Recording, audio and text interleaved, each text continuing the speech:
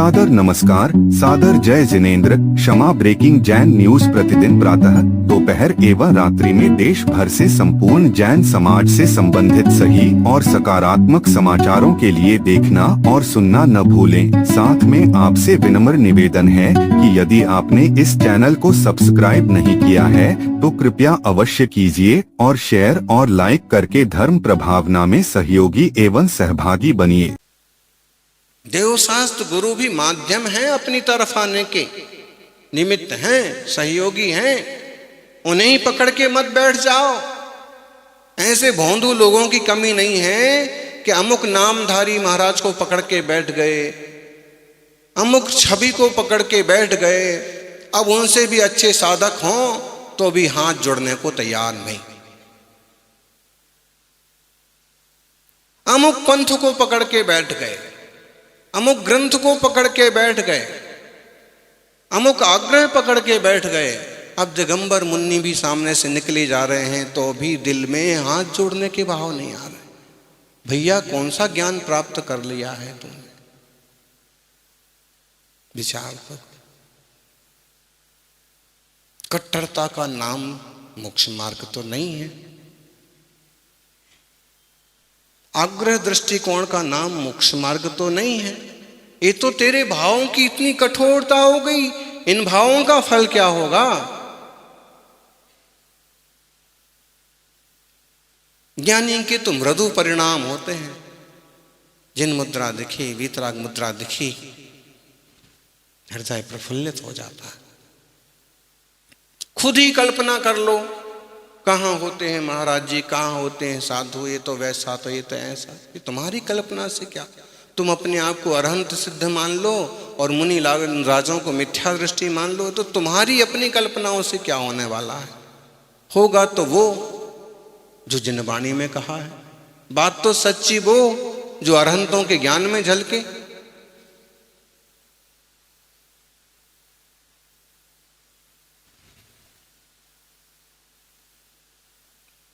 भाव सुधारो। कई बार बड़े बड़े शास्त्र पठनताओं के भाव ऐसे निकृष्ट होते हैं जो कसाय में से बाहर नहीं निकल पाते, दीपक के तेल में से बाहर नहीं निकल पाते। ग्रंथ की लकीरों से बाहर नहीं निकल पाते, अपने बंधे हुए आग्रह के बाहर नहीं निकल पाते।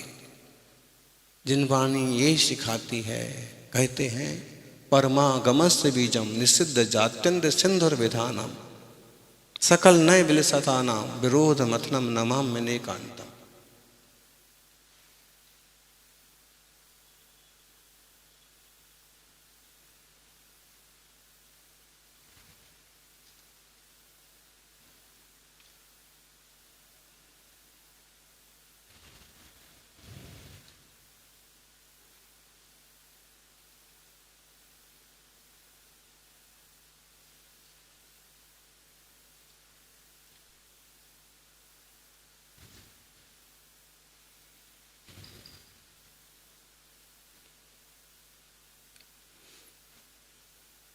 आचार्य सिद्ध सैनिक बड़े आचार्य हुए हैं।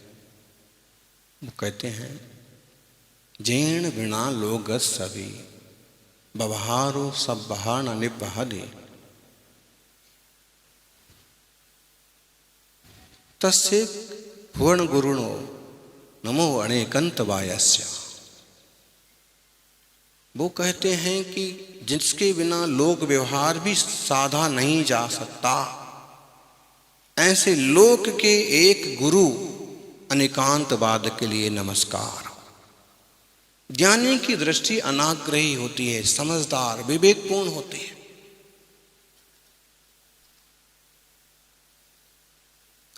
इससे उसके भाव निर्मल रहते हैं। भावों की निर्मलता निर्मल बनाती है, भावों की कलुषता कलुषित बनाती है। आप कहेंगे महाराज कलुषित काल चल रहा है, पंचम काल है, काल ही कालुष वाला है, हम क्या करें? भैया तू काल की कलुषता नहीं मिटा सकता है, काल तो जैसा है काल की कलुषता नहीं मिटा सकता है, लेकिन अपने भावों की कलुषता तो मिटा ही सकता है। सबकी जिम्मेदारी तेरे माथे नहीं है, जो करेगा सो भरेगा। अपनी जिम्मेदारी तू ले ले। सारी धरती पर कांटे बिछे हों और तुम पूरी धरती को कंटक मुक्त करने की कोशिश करो तो संभव नहीं है। सारी धरती पर ऐसा कालीन बिछाने की कोशिश करो, संभव नहीं है। लेकिन अपने पांव में जूता पहन लो, कांटों से बच जाओगे।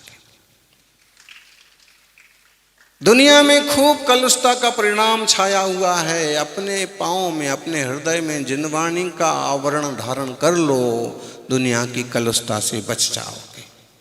तत्व ज्ञान के बल पर आत्मा परमात्मा हो सकता है, आत्मा का कल्याण हो सकता है। लेकिन इन पंच परावर्तनों में, इस भयंकर भाव परावर्तन में मिथ्यात्व के वशीभूत होकर के भमी दो पूर्ण भाव संसारे, बार बार बार बार भाव संसार में जीव ने भ्रमण किया। अनादिकाल से आज तक हम संसार में क्यों हैं? आज सुबह चर्चा निकल पड़ी, अनादिकाल मतलब कहाँ तक? कोई उसका आदि तो होगा। आदि हुआ तो अनादि कैसे हुआ? फिर अनादि को अनादि के रूप में ही प्रभु जानते हैं। और इस अनादि काल में ज्ञानी विचार करना, कुछ ऐसे भी जीवों का आपसे संबंध हुआ होगा कि वो आपके रिश्तेदार बन गए होंगे, माँ बाप, बेटा, पोता, सास ससुर बन गए होंगे, लेकिन वो पुरुषार्थ करके सिद्ध हो गए और आप यहीं के यहीं। ऐसे भी जीव होंगे कि इससे भी दूर निकृष्ट पर्याय में पड़े होंगे। ऐसे भी जीव होंगे कि किसी जन्म में आपके दुश्मन रहे होंगे और आज सिद्धों की श्रेणी में शामिल हैं। उन्हीं के लिए आप सिद्ध चक्र विधान कर रहे हैं। ना कोई शाश्वत दोस्त है, ना कोई शाश्वत दुश्मन है। संसार में सारा झगड़ा स्वार्थ का है। जो व्यक्ति इस चीज को समझ जाता है, जंजाल से दूर हट जाता है, उसके परिणामों की निर्मलता होती है और वह मोक्ष मार्ग पर चलने का अधिकारी हो जाता है।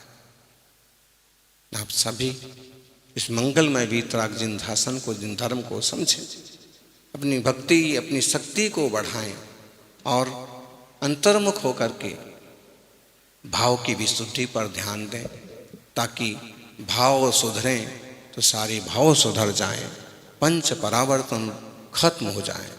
जय बोलिए 24 तीर्थंकर भगवान के।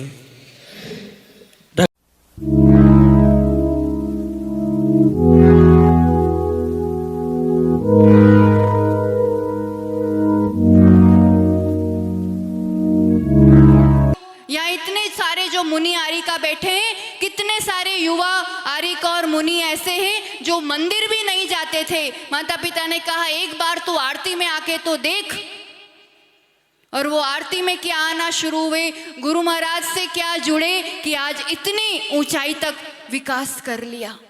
इतने नहीं भी बढ़ पाए तो भी इतनी युवा शक्ति आचार्य भगवान के चरणों से जुड़ी हुई है। अपना बर्थडे यहाँ मनाती है, फिर कोई भी प्रसंग होता है, मार्गदर्शन लेना, व्यसनों से बच जाते हैं, गलत संगति से बच जाते हैं। बेटियों को आरिका माताजियों से और बेटों को मुनि और आचार्य परमेष्टि से जोड़ना सीखो, खुद भी जुड़ना सीखो। प्रवचन की इतनी जबरदस्त श्रृंखला चल रही है। वो मुन्नी देवी जब बेटा हॉस्टल पढ़ने के लिए गया, खुद घर के नाश्ते बेचती थी। हम तो घर में अपना बच्चा हो तो मैगी बना के खिला देंगे, बिस्किट ला के दे देंगे, पैकेट्स ला के पकड़ा देते हैं, अपने हाथों से बना के खिलाओ। माँ वहाँ इतनी दूर नाश्ते बेचती थी, तिल्ली के लड्डू बेचती थी। वो संदीप विद्यार्थी सब दोस्तों को वो बांट करके फिर थोड़ा ग्रहण करते थे। तब वो बालकों में, विद्यार्थियों में जो तिल्ली के लड्डू बांटते थे, आज वो आचार्य सुनील सागर बन के जन जन में जिनवाणी के मीठे लड्डू बांट रहे हैं। एक अद्भुत प्रवचन शैली है आचार्य भगवान की। सामने जैसा श्रोता होता है उस अनुरूप इतनी सरल भाषा में इतनी मार्मिक बातें परोस दिया करते हैं। अभी जो 12 भावना का विषय चल रहा है, आचार्य भगवान ने खुद अपने अनुभव की स्याही से प्राकृत में, हिंदी में इतनी सारी 12 भावनाओं की रचना की है। पर जब पढ़ाने की बात आई तो कुंद आचार्य भगवान की वाणी को और खुद के अनुभव को आप तक परोस रहे। अब जब हमारा पहली बार आचार्य भगवान के संग में दोनों का आना हुआ था, पहला चतुर्मास प्रतापगढ़ में, याद है, जब आचार्य भगवान की ऐसी अध्यात्म वाणी, व्यवहारिक जीवन को संभालने वाली, सुलझाने वाली वाणी कीर्ति थी। वो जो कॉलोनी थी, वहाँ पे जो गलियाँ थी, वहाँ टोकनी बनाने वाले रहते थे। बांस की टोकनियाँ बनती हैं, तो वो लोग रहते थे और सभा की शुरुआत ही होती थी। जो नगर सभापति थे, जो मेयर कहते हैं आप लोग, वो मुख्य श्रोता, पहले श्रोता हुआ करते थे, जो आचार्य भगवान की वाणी सुनते थे। और उन तक, वो टोकनी वालों तक भी थोड़े थोड़े शब्द, ऐसा ही सन्मति समूह शरण था, थोड़े शब्द पहुंचते थे। वो सारी महिलाएं, वो पुरुष आचार्य भगवान के पास आए, बाप जी समाज वालों को बोलो ना कि स्पीकर लगा दे, हमारी गलियों में स्पीकर लगा दे, ताकि हम भी प्रवचन सुन सके। हम वहाँ तक काम की व्यस्तता से नहीं आ पाते हैं। आप सोचो, वो अजैन, उस जाति के लोग भी आचार्य भगवान के प्रवचन सुनने के लिए लालाहित रहते हैं। हम घरों में बैठे ना रह जाएं। सन्मति सुनीलम पर आता है, अब तो उसी में सुन लेते हैं। यानी यहाँ जो लाइव ऊर्जा मिलती है ना, उसकी बात ही अलग हुआ करती है। आपको तो बस गली क्रॉस करके यहाँ तक पहुँचना है। प्रवचन की शैली कहो और कुछ नहीं चाहिए। सब, बहुत लोग, बहुत चीज़ पहली बार हो रही है, बहुत चीज़ पहली बार हो रही है।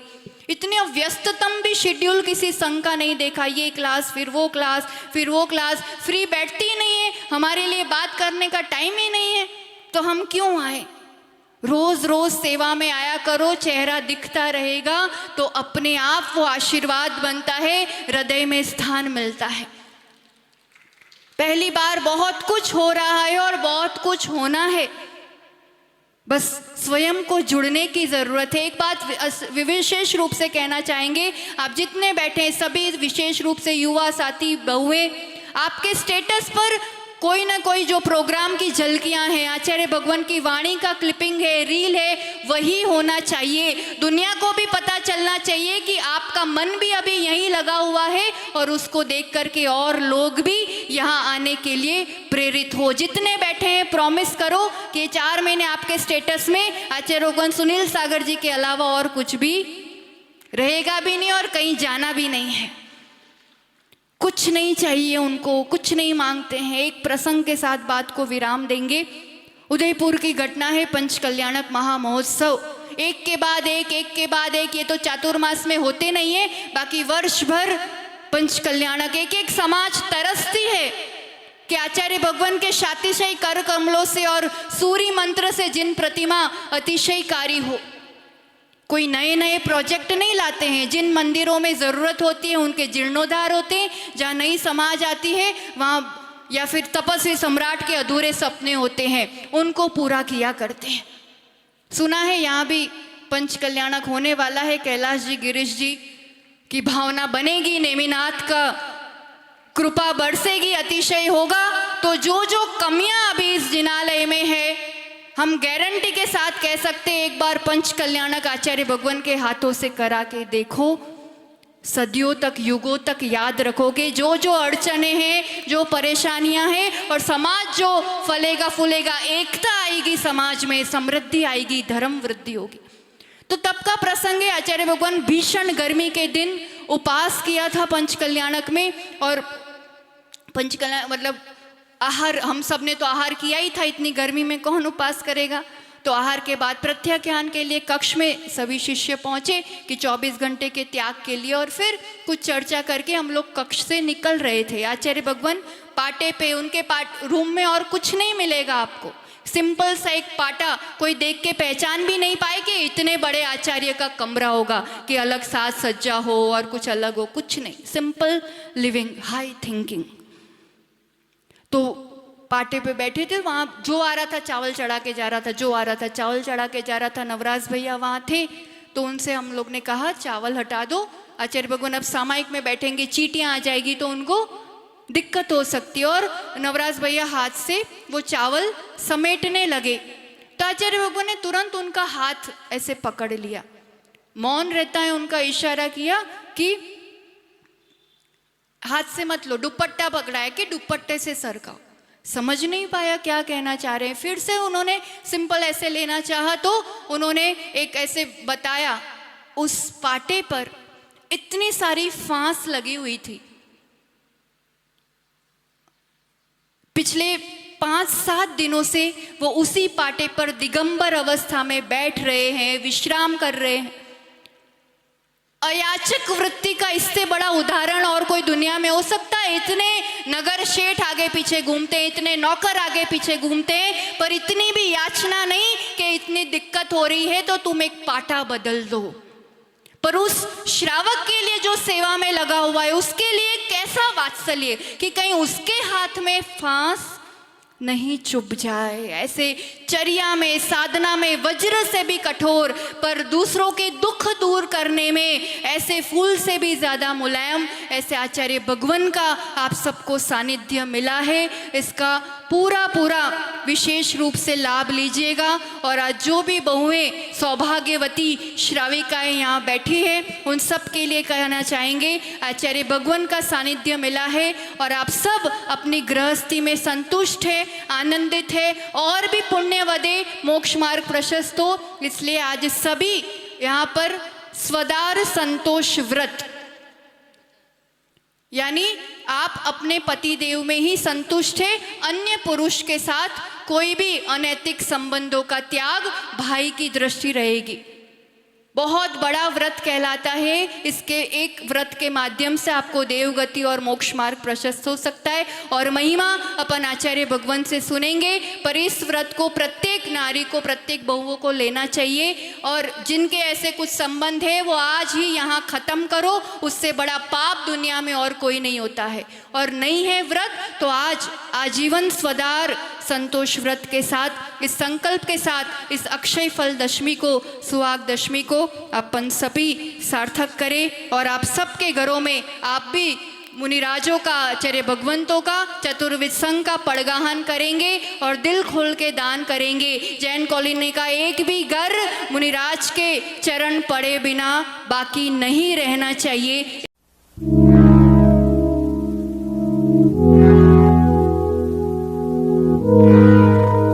क्षमा breaking Jain news YouTube channel पर विज्ञापन देकर धर्म प्रभावना में बने सहभागी। विज्ञापन देने हेतु संपर्क कीजिए मोबाइल नंबर 9026900740 एवं समाचार एवं वीडियो भेजने हेतु WhatsApp number 9335236222। Kshama breaking Jain news YouTube channel देखने के लिए आपको बहुत बहुत धन्यवाद। सादर प्रणाम, सादर जय जिनेंद्र।